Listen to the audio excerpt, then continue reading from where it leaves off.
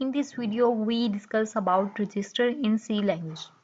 अब यहाँ पे हमारे पास रजिस्टर क्या है, हमारे पास कीवर्ड है जो कि क्रिएट करते हैं रजिस्टर को ही।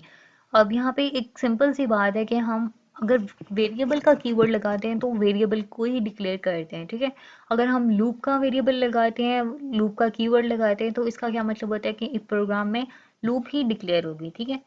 कुछ ऐसे कीवर्ड जो कि हमें उसका नेम पढ़ते ही हमें पता चल जाता है ये वाला काम किस तरह से करेगा। अब जो रजिस्टर का कीवर्ड है, पूरे प्रोग्राम में हमें पता चल गया है कि एक रजिस्टर को डिक्लेयर किया गया है, रजिस्टर हमने यूज किया गया। अब रजिस्टर हम किस लिए यूज करते हैं, जहाँ पे एक वेरिएबल पूरी ही वैल्यू को स्टोर तो कर लेगा लेकिन उसकी वर्किंग स्पीड पे इफेक्ट करेगा, ठीक है। अब वेरिएबल से मैंने जैसे बात की कि इससे पहले हम अगर नंबर्स यूज करते हैं, नंबर में हम फ्लोट का कीवर्ड यूज करते हैं। अब फ्लोटिंग पॉइंट तो हमारे पास काफी लंबे होते हैं। अब लेकिन फ्लोटिंग पॉइंट से भी अगर हम लंबे यूज करते हैं तो हम डबल फ्लोटिंग पॉइंट यूज करते हैं। अब जैसा कि अगर वेरिएबल में कुछ ऐसी वैल्यूज हैं, हमने वेरिएबल बहुत ही लंबे डिक्लेयर करवा दिए, ठीक है, उसकी वर्किंग स्पीड पे इफेक्ट होगा। अब वेरिएबल को ही अगर हमने किसी और तरीके से यूज करना है तो हम क्या यूज करेंगे, रजिस्टर। अब रजिस्टर हम क्यों यूज करते हैं कि एक तो प्रोग्राम में जितनी भी अगर हम वेरिएबल डिक्लेयर करवाएं तो उसकी स्पीड पे इफेक्ट नहीं होगा, अदरवाइज हमारी जो प्रोग्राम की स्पीड होगी वो फास्टर हो जाएगी। अब रजिस्टर का हमने कीवर्ड लिखा, कीवर्ड हमारे हमने पूरा ही लिखना है रजिस्टर। अब रजिस्टर के हमारे साथ क्या यूज हो रही है, I N T, integer data type. अब जो वेरिएबल की जो वैल्यूज होंगी वो इंटीजर ही होंगी। रजिस्टर का मतलब आ रहा है कि वेरिएबल में जो वैल्यू होंगी वो फास्टर तो यूज करेगा। अब जो डाटा टाइप होगी वेरिएबल की वो क्या होगी, इंटीजर में ही यूज होगी, not float number.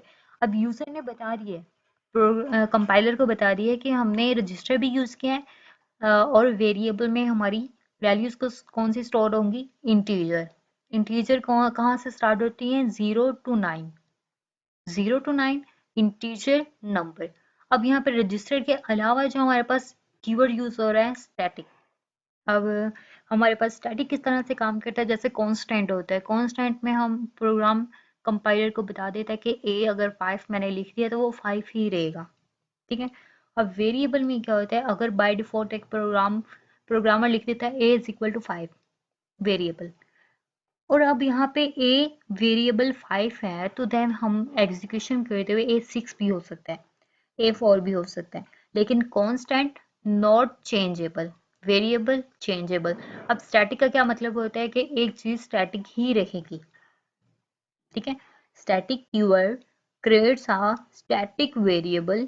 The value of static variable persists until the end of program.